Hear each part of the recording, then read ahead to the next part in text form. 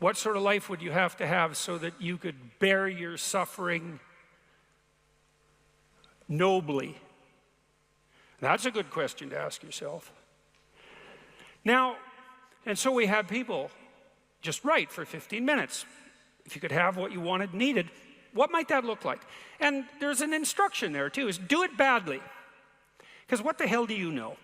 And besides, your vision's going to change as you progress through your life. And so you're not going to get it done perfectly, but that's okay. Get it down. Get a rough first draft down, right? A rough approximation of who you could be if you got your act together. And not who other people think you should be, you know? Although that might enter into it because you don't want to be completely...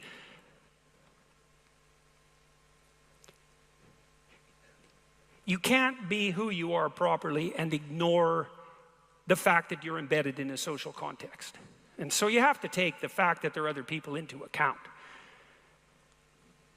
And it doesn't mean be who your parents think you should be either, even though that's another source of information that you might want to consider. It's a deeper question. It's like, what would actually motivate you? And you might think, well, I could never have that. It's like, that's not the question that's being addressed here. Although I would say, there's no sense floating off into some kind of impossible juvenile fantasy. And we're making an assumption that you're taking the question seriously and that you're going to remain within the bounds of what you regard as sanely reasonable.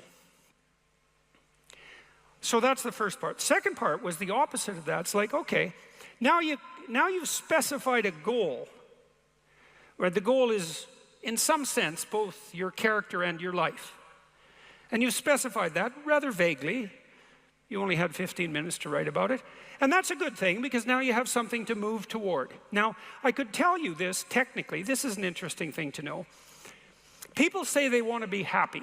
That's not true, by the way. If you investigate what people mean when they say they want to be happy, they say, I just want to be happy. It's a very funny phrase. It's, what do you mean, just? Like, there isn't anything harder than that. So you can't just say just, that's all you want. You just want to be happy all the time. That's all it would take. It's like, good luck with that. That's not going to happen. So you can get rid of the just. And then, I want to be happy. Well, maybe. Actually, what people really mean when they say that is they don't want to suffer and be miserable. So really what they mean is they don't want to experience excess negative emotion. And you can find that out if you carefully question people and carefully analyze the answers.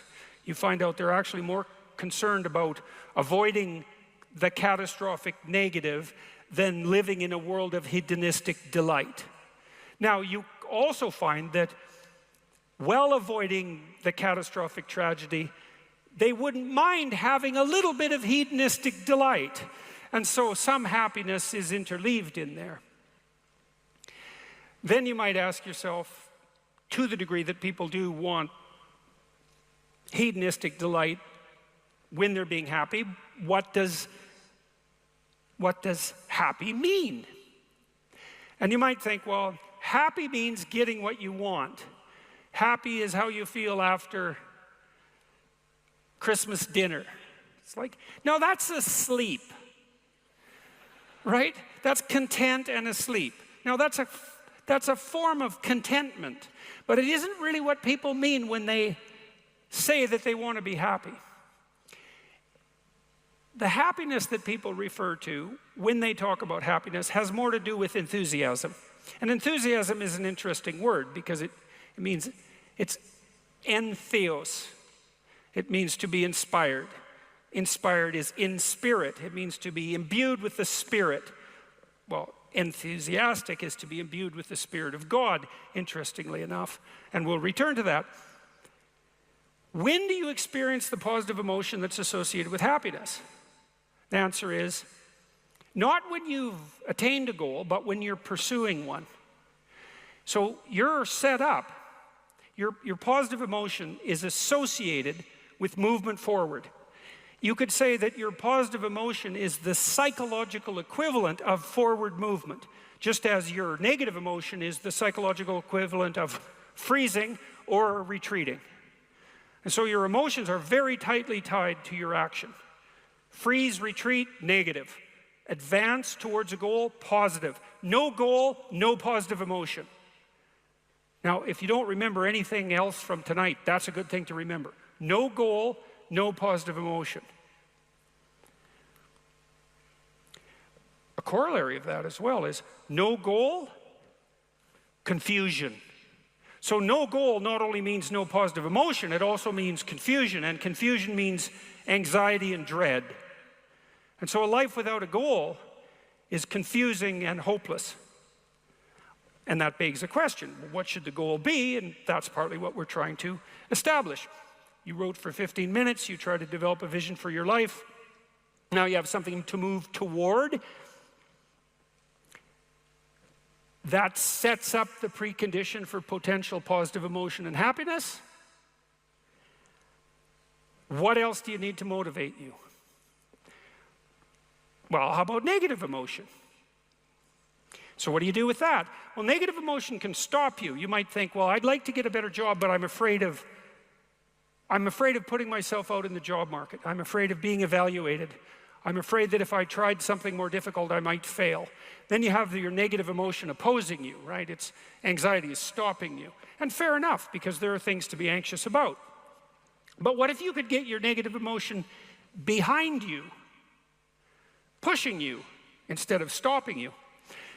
Sometimes in my clinical practice, I would have clients who hated their job. They're laboring under the thumb of a tyrant. And maybe that was partly because they'd turned themselves into slaves. But it didn't matter. They were laboring under the thumb of a tyrant. And they needed to make a move, laterally or up. They needed to make a move.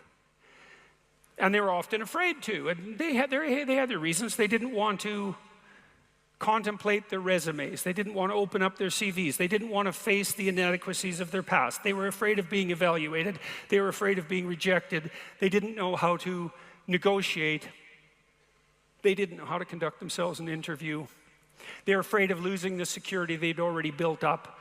They had their fears, and they were real, and those fears stopped them. But they'd come to me and say, oh my God, you know, I'm so miserable. My life is so miserable. And we'd take that apart. And one of the reasons was because they were laboring under the thumb of a tyrant. And then we'd talk that through. And they'd say, well, I'm afraid to make a change. And I'd say, well, that's okay. That's understandable. How afraid are you of not making a change? Let's make a little vision of that. You're 35, you hate your job. What's the consequence? You're not motivated. You don't want to get out of bed in the morning. You're starting to get depressed. You're getting bitter. You're getting resentful. You're getting cynical. You're amotivated at work. You're not doing a very good job. And you're starting to shrink. Now play that out for 10 years. You don't change it. You don't fix it. And what happens? Well, it's not like it's going to get better of its own accord. What's going to happen to you? Well, for sure, at minimum, what's going to happen to you is you're going to be in the same situation, but 10 years older. And if you can't get out of that situation now, what the hell makes you think you're going to get out of it in 10 years? You're 10 years older, you're 10 years more bitter, you're 10 years more cynical. Maybe by that time your marriage has collapsed because who the hell wants to live with you? You're even more of a slave than you were because you've labored another 10 years under the thumb of the tyrant and stepped backwards every time you were asked to, so you got smaller and smaller as the tyrant got bigger and bigger. It's like, think about that, and that means imagine it. Imagine that, okay? Now that's the situation. You're stuck where you are, but it's 10 years from now. And when I say think of that, I mean imagine that. It's like really play it out. It's like, you know how miserable you are now? You're afraid of making the necessary changes, but you know how miserable you are now. Just imagine how miserable you could be in 10 years. And in all likelihood, what you'll find is that you're way more afraid of that than you are of whatever's stopping you in the present. It's really useful to know what your own particular brand of hell might be. And so one of the things we do in this writing exercise is have people do the reverse. Like, okay, so imagine now, 5 years from now, you've let whatever temptations you're particularly susceptible to have the upper hand. And they've augured you into the ground. You know, one person's an alcoholic, another person's a criminal, another person's living on the street, someone else is like skirting the edges of prostitution, somebody else is narcissistic and bitter, somebody else is depressed and anxious. You know where you would fall off the edge of the earth if you fell off in whatever direction you're prone to fall off. Everyone knows that, but we avoid that. You know, that's rule 3. Do not hide things in the fog. Is that the rule? Do not hide unwanted things in the fog. Yeah, well, we often won't allow ourselves to imagine the catastrophe that we're pursuing. Let's say through inaction. That's a good thing to fix. So now you say, well, you think for 15 minutes, that's not very long, about who you could be and what you could have if you could have what you wanted, if you were who you could be. And then you think about what sort of hell you could produce for yourself if you didn't do that. And that's not a bad polarity. It's like, I'm going to get away from that and I'm going to move towards that. And then you have your negative emotion working for you and your positive emotion working for you. And that's a good gradient. And that's a great gradient emotionally because, as I said, you don't experience positive emotion except in relationship to a goal. And if you've got a nice gradient on your goal pursuit, then that's going to increase the degree to which you feel positive emotion. And positive emotion, by the way, isn't just about being happy. That's the most trivial part of it in some sense. Positive emotion allows you to focus. It's the soul of concentration. It's the essence of enthusiastic motivation. When you say, I really want to do that, that statement is predicated on the existence of positive emotion. It's the fact that the goal beckons to you that makes you say, I want to do that. And you know how much easier it is to do something you want to do than to do something you don't want to do. And that ease is actually a consequence of the activation of the system that governs positive emotion. And you might ask yourself, well, how powerful a system is that? And I would say, well, almost all of the drugs of abuse that people are most prone to abusing are abused because they activate the positive emotion system. So cocaine, methamphetamine, heroin is also a painkiller, but it has a psychomotor stimulant element. That's the technical term for the pharmacological effect of pharmacological agents on the positive emotion system, psychomotor stimulation. Psychomotor because it's associated with movement forward. And cocaine is such a powerful drug because it makes you feel like you're doing something worthwhile. That's the system it hyperactivates. And so it's a primary system of motivation. It's as old as forward movement itself. It's a cardinal source of meaning. And it only manifests itself in relationship to a goal.